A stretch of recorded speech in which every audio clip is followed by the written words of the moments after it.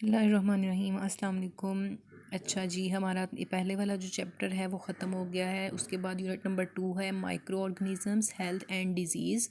ये जो चैप्टर है ना, ये आपके जो आजकल के हालात बने हुए हैं जिसकी वजह से हमें ऑनलाइन क्लासेस लेनी पड़ रही हैं ना, ये सारा का सारा उसके बारे में आपको बताएगा। ठीक है, वायरसेस के बारे में, बैक्टीरिया के बारे में। माइक्रो ऑर्गेनिज्म का मतलब है छोटे जानदार।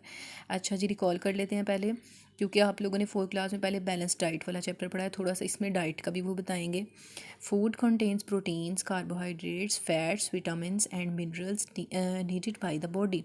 कि हमारी फूड में ये सारी चीज़ें होती हैं, विटामिन्स हैं, मिनरल्स, कार्बोहाइड्रेट्स, फैट्स, ये सारी चीज़ें आपने 4th क्लास में पढ़ी हैं। आपका चैप्टर था balance diet.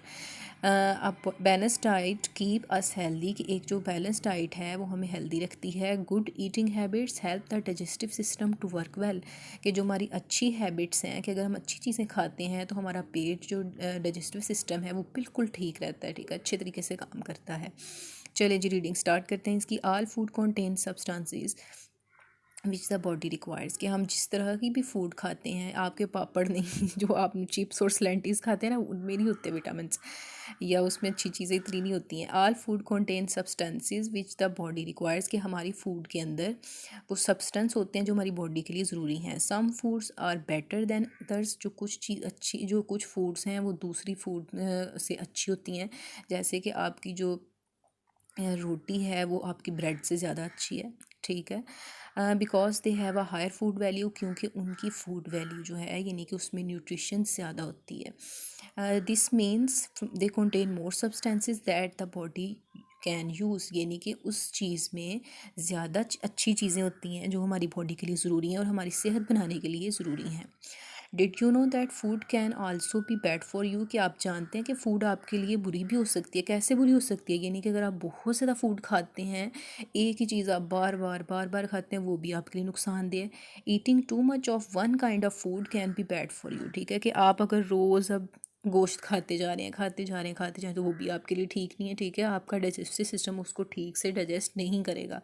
Eating too little of some foods can also be bad for you. ठीक है, कि कुछ अगर हम चीज़ें नहीं खाते हैं या कम खाते हैं तो उसका भी नुकसान है। ठीक है, जैसे कुछ बच्चे अंडा नहीं खाते हैं, तो अंडा अगर आप नहीं खाएंगे तो आपको प्रोटीन नहीं मिलेगी। ठीक है, उसको आपको थोड़ा सा नुकसान भी हो सकता है। उसके बाद है वट, ये नीचे बॉक्स बना हुआ है, इसमें पिक्चर्स भी हैं। What do these items contain, unscramble the letters to find the answer. ठीक है, ये आपको लेटर्स दिए हुए हैं, ये इसको आपने अनस्क्रैम्बल करना है, अरेंज करना है और बताना है कि ये क्या वर्ड है। ठीक है, इसको मैंने रीअरेंज करके लिखा है, ये ब्लैंक में लिखना था। दीज फूड कंटेन प्रोटीन्स, ये प्रोटीन्स लिखा हुआ है। They build up without making you fat. ठीक है, कि जो मछली है, जो मीट है, जो एग्स हैं, इनसे आपको प्रोटीन मिलती है। ठीक है, जिससे आपके मसल्स बनते हैं। जिन बच्चों ने मसल्स बनाने हैं ना, स्ट्रॉन्ग करने हैं, वो प्रोटीन खाया करें, ज़रा अंडे खाया करें, गोश्त खाया करें। ठीक है, और ये आपको मोटा नहीं करते बल्कि आपको हेल्दी करते हैं, आपके मसल्स अच्छे बनाती हैं। उसके बाद हैं कार्बोहाइड्रेट्स, इसमें आ जाते हैं आलू हैं, ब्रेड है और ये चावल हैं। ठीक है, these food contain carbohydrates, fibres and little protein, के इन फूड्स में ज़्यादातर कार्बोहाइड्रेट होता है। ठीक है, फाइबर्स भी होती हैं जो कि आपके डाइजेस्ट चीज़ करने के लिए इंपॉर्टेंट हैं, और साथ साथ प्रोटीन्स भी थोड़ी सी अमाउंट में होती हैं। दे गिव यू एनर्जी, ये आपको एनर्जी देते हैं। ठीक है, जैसे आपको ब्रेक में भूख लगती है, फ़ौरन आप लोग ब्रेड निकाल के सैंडविच खा लेते हैं जो आप घर से लाए होते हैं। ठीक है, और आपको एनर्जी मिल जाती है, फिर आप खेलते हैं। ठीक है, कि इंस्टेंट सोर्स ऑफ एनर्जी है कार्बोहाइड्रेट, इससे आपको फौरी एनर्जी मिलती है। उसके बाद हैं विटामिन्स, ये अनस्क्रैम्बल किया है मैंने, विटामिन्स वर्ड है, इसमें आ जाते हैं फल, आ जाते हैं सब्जियां, आ जाती हैं दूध है। दीज फूड कंटेन विटामिन्स, कि इन फूड्स में विटामिन्स होते हैं, मिनरल्स भी होते हैं and fibres. They help to keep you healthy, और ये आपको हेल्दी रखते हैं। ठीक है, आपको पता है कि कुछ बच्चे जो हैं वो सब्जियां नहीं खाते, और ये कितना नुकसानदेह आप लोगों के लिए, क्योंकि सब्जियों में विटामिन्स और मिनरल्स होते हैं जो अगर कोई आपकी बॉडी को कोई डिजीज़ लगने लगती है तो वो मिनरल्स जो हैं वो उसके साथ फ़ाइट करते हैं। ठीक है, और हमारी बॉडी को महफूज रखते हैं कोई भी डिज़ीज़ होने से। तो आपको चाहिए कि आप लोग फ्रूट्स भी खाएं और वेजिटेबल्स भी खाएं। ठीक है, दोनों चीज़ें खाया करें। उसके बाद नेक्स्ट पेज पे चले जाते हैं, micro organisms. Aldous you can easily count large living things, कि आप बड़ी बड़ी चीज़ों को आराम से काउंट कर लेते हैं, दैट यू सी, जो आप देखते हैं, there are millions of living things around you that are very tiny, कि मिलियंस ऑफ थिंग्स जो है हमारे इर्द गिर्द वो बहुत ज़्यादा छोटी हैं जिनको हम देख ही नहीं सकते हैं। We call this tiny organism micro organisms, ठीक है। इन छोटे छोटे जानदारों को हम माइक्रो ऑर्गेनिज्म कहते हैं। माइक्रो का मतलब है छोटा और ऑर्गेनिज्म का मतलब है जानदार। Because we need a powerful microscope to see them, ठीक है। इसको देखने के लिए इन ऑर्गेनिज्म को हमें माइक्रोस्कोप की ज़रूरत होती है, ठीक है, जिसके अंदर हम छोटा सा ऑर्गेनिज्म रखते हैं और वो हमें बहुत बड़ा होकर नज़र आता है। नेक्स्ट है micro organism are found all over the world, के माइक्रो ऑर्गेनिज्म जो हैं वो दुनिया में हर जगह पे होते हैं। In the air, in the water, हवा में भी, पानी में भी, इन द सॉइल, मट्टी में भी, इन आवर बॉडी, इन और ऑन आवर बॉडी, हमारी बॉडी के अंदर भी और हमारी बॉडी के ऊपर भी, हर जगह पे माइक्रो ऑर्गेनिज्म है। And on the surface of every object, और हर चीज़ के ऊपर भी माइक्रो ऑर्गेनिज्म होते हैं, जैसे कि आपके डोर्स पे, आपकी बुक्स पे, नोटबुक्स पे, हर जगह पे, ठीक है।